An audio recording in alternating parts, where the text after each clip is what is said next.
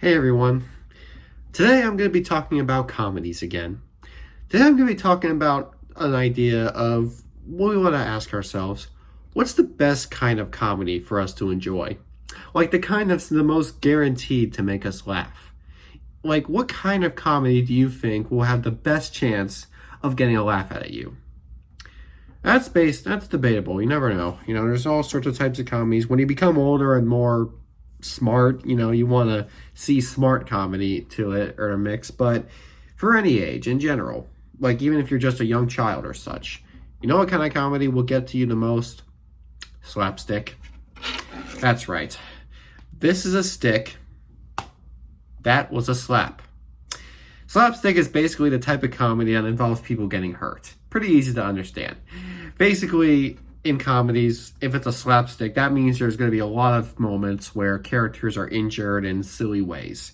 It's the kind of comedy where people get hurt, you get hit with something, or people just fall in silly ways, they hurt themselves. They hurt themselves for our amusement, like I'm doing. See this? I am hitting my head, giving myself brain injuries, just to make you all laugh. Is it working? It better work because I'm going to have to see a doctor after this. There's a lot that can be said about slapstick. And obviously, when you become older, you tend to find ways to criticize it, thinking it's childish type of comedy. But you know what? To me, that's not really the case. Slapstick is perfectly good to have for both adults and kids. Kids can enjoy slapstick because, of course, that's fun humor. It's always good stuff. But adults can still enjoy it too. Because there is something about slapstick that still makes it a good method for comedy films. It's not childish because there is some intelligence that can be done with it. I think if you want to look for a good slapstick comedy that isn't too childish, you want to look for something that will make sure it has the injuries for a reason, and it actually does take a moment to just come out of nowhere. It's one of those type of films where the people getting hurt come unexpected, but also had a build up. Like you knew that this was going to happen, but at the same time, it comes out of nowhere. You get what I'm saying? That's where the intelligent type of slapstick humor can come from. Even then, even if your slapstick humor isn't intelligent, children are going to laugh to it either way. Unfortunately, a lot of bad comedies are full of slapstick just for the kiddies to love. And arguably some of the worst comedy movies out there make what great use of slapstick. So, yeah. That's the way people criticize it. But today I'm going to talk about why it's not a bad subgenre, and it's rather just an example of people wasting it for bad times. Let's go ahead and share my personal favorite slapstick comedy movies. The kind of comedies that make me laugh the most when it comes to their slapstick.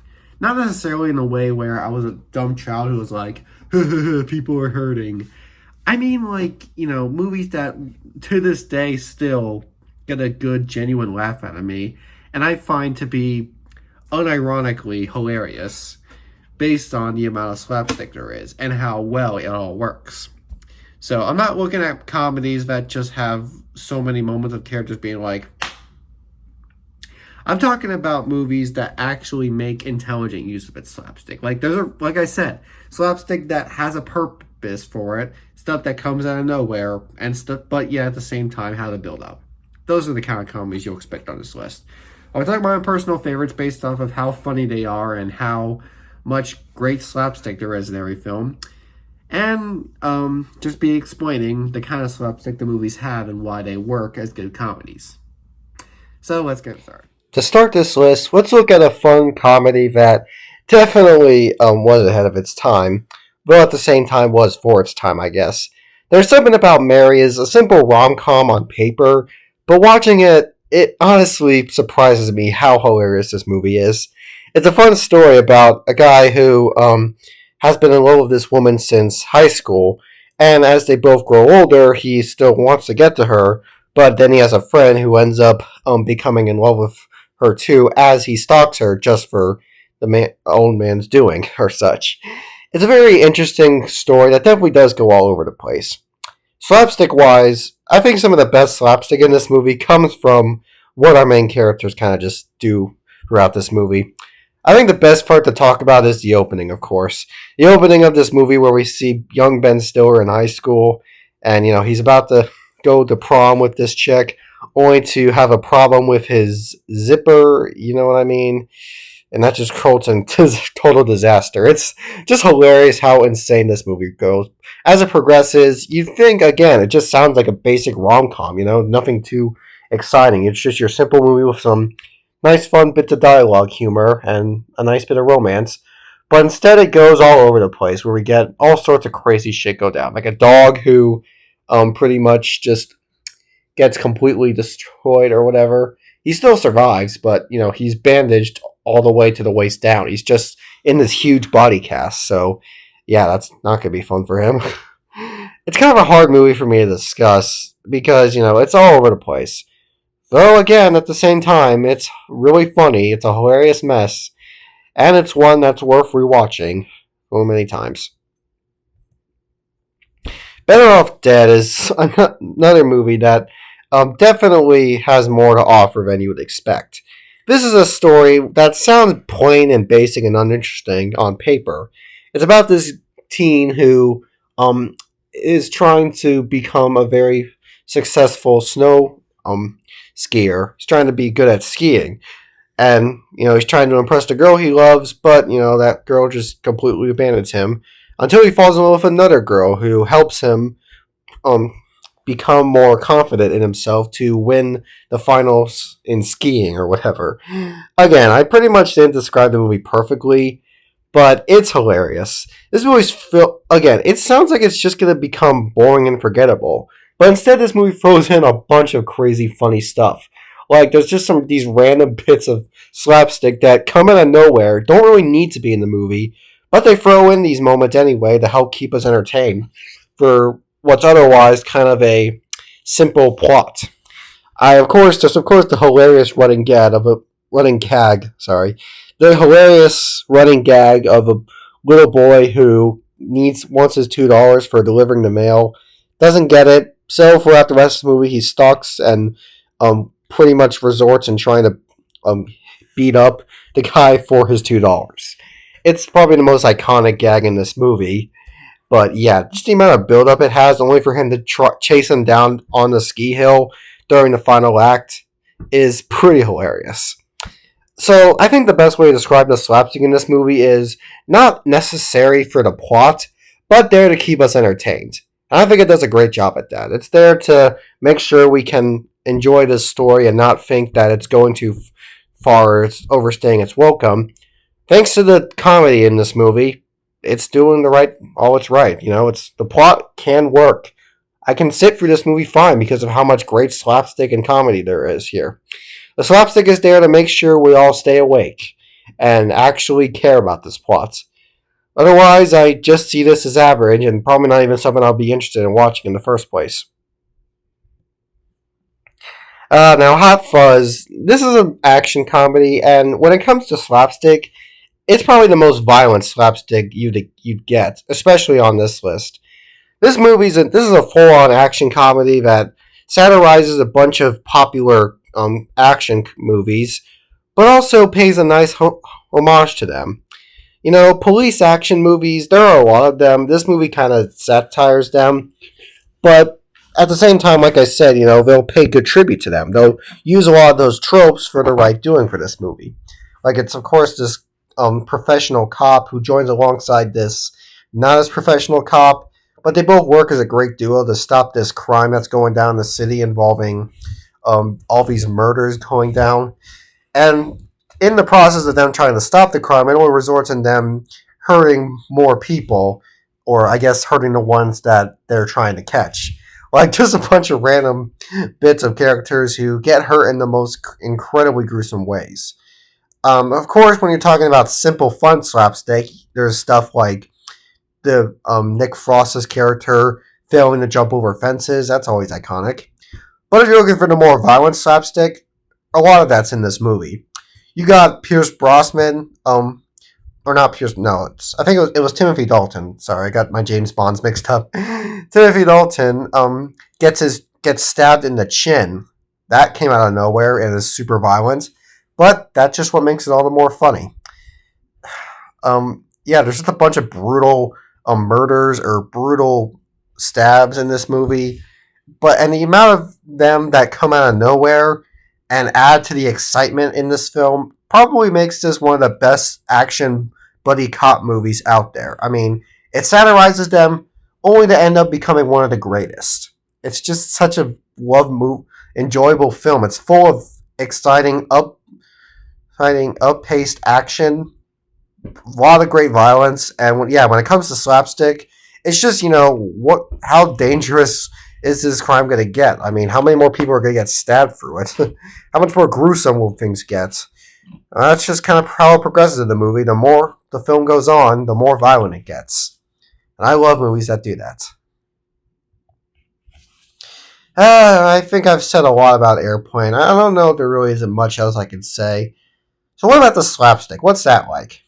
Well, it's bits, of course, during the plot. There's a scene of a guy wiping down the windows of the airplane only to just slip off randomly with no one else caring to see that. That happens a lot in these kind of movies, and I love it. There's a scene where a woman starts panicking, and a bunch of people just come to slap her, to the point where an entire line pulls up of people who are going to completely beat her, I guess, to calm her down or whatever. That's gold. There's a scene where a bunch of people are trying to offer flyers at an airport, only for, by the end, one guy who goes in just completely beats up all those people on his way. He just tries to rush to the airport, then just punches everyone as he's rushing through. Another hilarious bit. That's kind of just what this movie is. It's fun bits of characters who are randomly hurting themselves or getting hurt in ways, like when the main character tells his story to a bunch of passengers and they all just try to kill themselves. I've talked about how dark this movie gets with its comedy, but it only adds to the greatness of it. It's only what adds to make this be one of the greatest comedies of all time. How dark it gets with its humor, but how consistent it also gets.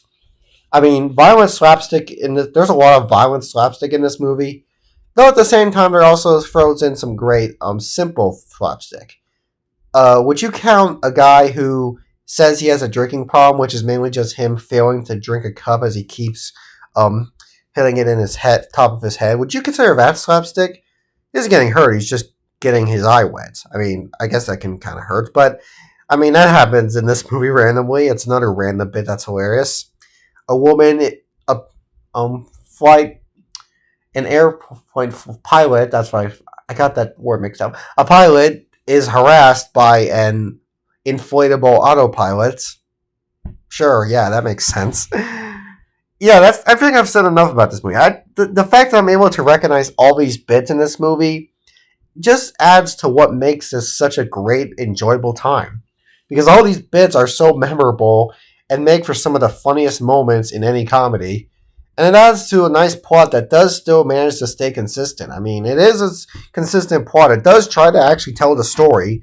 And I can like that. I like that it will still try to tell the story and not get too committed to just being like, who cares about the story? Here's comedy. No, that's what makes this one of the best comedies ever. It still stays with a consistent plot and doesn't... I think I'm going to need to get a new computer if this happens again. Anyway, it stays consistent with the plot. It's a simple plot of a guy who has bad memories of flying a plane, only to end up being the only one who is needed to land the plane after it's going through a terrible storm or whatever. It's a basic plot, but it plays out well with such great characters, hilarious moments. It's not just the slapstick. It's all sorts of bits. I think the slapstick is just one of those bits. This movie will have satire in it. It'll be a parody. It'll be farce. But slapstick is a part of it, and it does its job just as well. Alright, so It's a Mad, Mad, Mad, Mad World is a comedy that I kind of felt a mixed bag on when I first saw it, and that was mostly because of how long it was. This is a really long movie for being a comedy. It was apparently one of the first ever films to have such a huge ensemble cast, so I guess you could say that it's a revolutionary comedy film. But at the same time, it's over 3 hours long. That's pretty insane for a movie that's just a silly road trip comedy about all these guys who are chasing each other to get this big bag of cash on an island. But all sorts of crazy stuff goes down during this quest. There's all these people. They all kind of take their own method of traveling. Some go by car, some crash down or even fall onto a river randomly. Some guy tries to fly a plane, which only ends up, of course, resulting in chaos. Just a bunch of chaos can go down in this journey. That's kind of why it's so long, because what's supposed to be just a simple um road trip of all of them going to an island to get a bag of money before anyone else turns into this chaotic adventure where they all pretty much kill themselves just for the sake of this. They'll suffer dangerous injuries by the end and just get a nice laugh out of it. It actually happens in the end. They go so far to try to get the money, they end up hurting themselves so hard. They all end up severely wounded in the hospital, but then it ends with them having a nice laugh with each other. That's pretty funny, but also pretty wholesome. And that's the excitement of slapstick in this movie. Unlike Hot Fuzz, where there's the violent slapstick is expected for what is an action movie, this movie didn't need to have this amount of crazy violent slapstick in it. But it did, and it's hence why it's so long. But I think it does work to the advantage because it is a pretty fun movie with all of its slapstick. The slapstick does add to the enjoyment of the movie. I don't get too annoyed with how long it is, as long as I'm able to enjoy all the comedy this movie offers. And it does a pretty good job at that, so I can be thankful that this movie has enough violent or chaotic slapstick in it to make the long runtime work. Unfortunately, I would like this. Actually, does make me kind of miss the idea of a super long comedy film. I know that's one thing I criticized at first, but nowadays, anytime we get a silly comedy, it's no more than an hour and 50 minutes. So, I don't know. Maybe bring back 2 hour long silly comedies. I feel like that would be controversial, but I don't know. Maybe, show that you care. Usually the longer movies are the best ones. So if we want to get a comedy we can consider a classic like these other ones, you think if it was longer, it would work that way? I don't know. Maybe. Who knows? And here's a nice Christmas classic to enjoy. Christmas movies usually offer the most slapstick, and I guess it's pretty understandable. I mean, people want to do as much as they can to enjoy their Christmas, and that, of course, can usually lead to them getting hurt. And that's exactly what this movie is. A nice, fun Christmas story about a father who wants to throw the best Christmas ever, and in the process, he hurts himself. He falls off the roof trying to put up a string of lights. He just has a bunch of crash outs over him failing to achieve his goal. And proves us by the end of the movie, maybe he's not the best father to have. But at the same time, watching him crash out, watching him always seem to suffer by injuring himself in ways that pretty much only are affected by himself, whether it's him chilling on the attic while sitting on top of a door where he just falls down from it, or him trying to make a sled go faster only for it to go turbo fast and cause him to crash into a mailbox. Yeah, he'll do all that, and it'll be hilarious. It's why so many people love revisiting this movie and calling it a Christmas classic, because it's full of all that fun, violent slapstick that one man has to go through during this movie because, he just wants to do as much as he can. It just crashes in his face, showing that he is not the best father when he's like this. But by the end of the movie, hey, even though their house is destroyed, even though they pretty much screwed themselves over so much, and at least Christmas is what it is, I guess.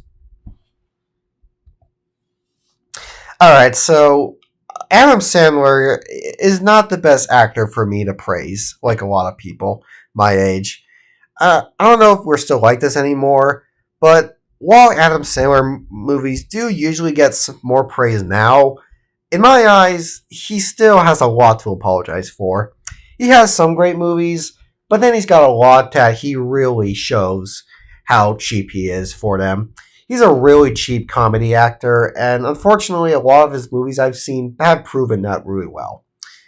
Thankfully, with every not-so-good movie he starred in, there's the ones that are great. And I think Happy Gilmore is one of them.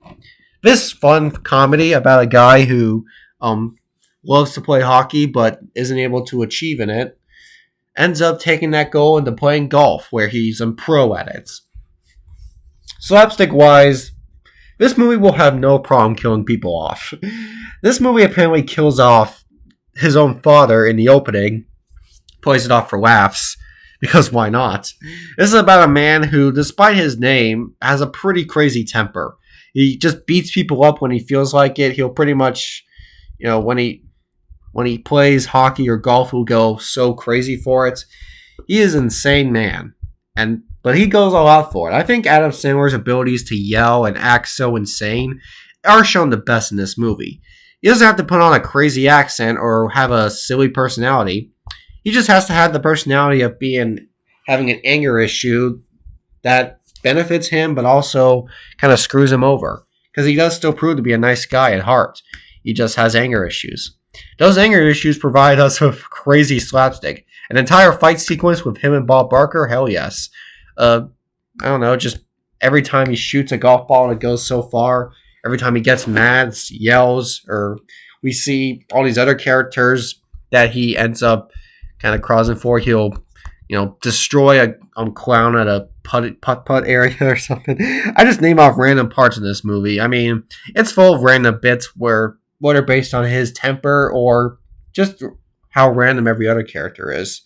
It's a fun comedy, and slapstick-wise, the kind of danger that goes on is thanks to Adam Sandler doing his best for here. More movies like this would be nice. Nowadays, when Adam Sandler is starring in a movie, it's usually just something that he's kind of just acting randomly in.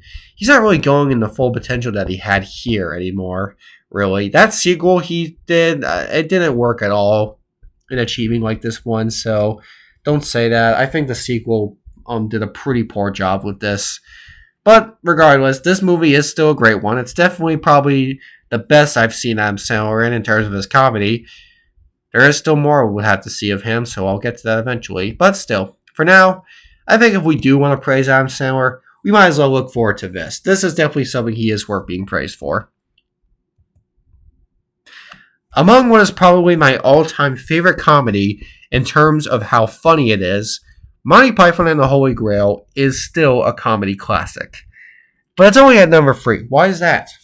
Well, this list is based on slapstick, so there are 2 other movies that pull slapstick off better, in my opinion. So what exactly does go on in this movie? Well, it's a spoof of the King Arthur story.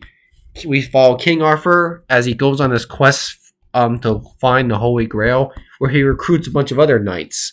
During this quest, they embark on a bunch of crazy mishaps, like a guy who insults them and then throws cows at them, also throws a wooden rabbit that they try to sneak in with at them, ends up killing one of the people.